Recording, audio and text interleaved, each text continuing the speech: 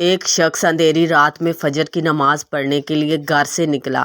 اندھیرے کی وجہ سے اسے ٹھوکر لگ گئی اور وہ منہ کے بل کیچڑ میں گر گیا۔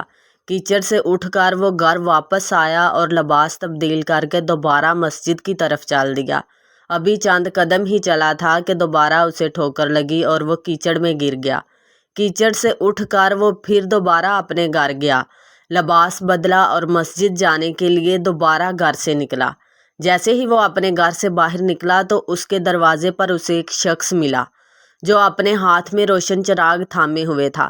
چراغ والا شخص چپ چاپ نمازی کے آگے مسجد کی طرف چل دیا۔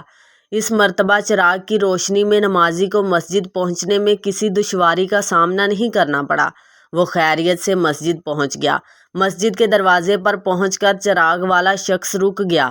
نمازی اسے چھوڑ کر مسجد داخل ہو گیا اور نماز ادا کرنے لگا۔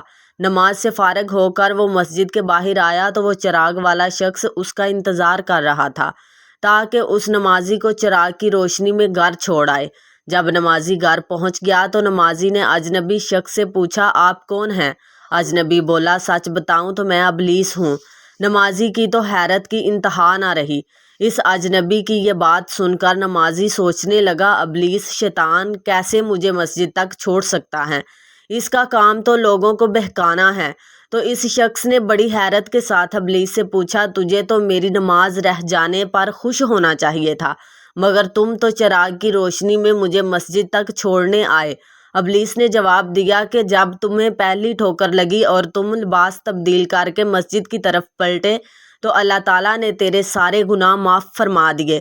جب تجھے دوسری ٹھوکر لگی تو اللہ تعالیٰ نے تمہارے پورے خاندان کو بخش دیا، جس پر مجھے فکر ہوئی کہ اگر اب تمہیں ٹھوکر لگی تو اللہ تعالیٰ کہیں تمہارے اس عمل کی بدولت تمہارے سارے گناہوں کی مغفرت نہ فرما دے۔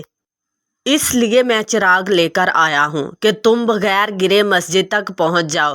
اس شخص نے جیسے ہی یہ بات سنی تو اس نے اللہ تعالیٰ کی بارگاہ میں اپنا سر جھکا کر اللہ کا شکر ادا کیا۔ آج آپ نے کتنا درود شریف پڑھا؟ درود شریف پڑھنے کی عادت بنا لیں۔ اگر آپ کو ہماری یہ ویڈیو پسند آئی ہو تو پلیز لائک، شیئر اور سبسکرائب کرنا مت بھولیے تاکہ مزید آنے والی ویڈیو کے نوٹیفیکیشن آپ کو بر وقت مل سکے۔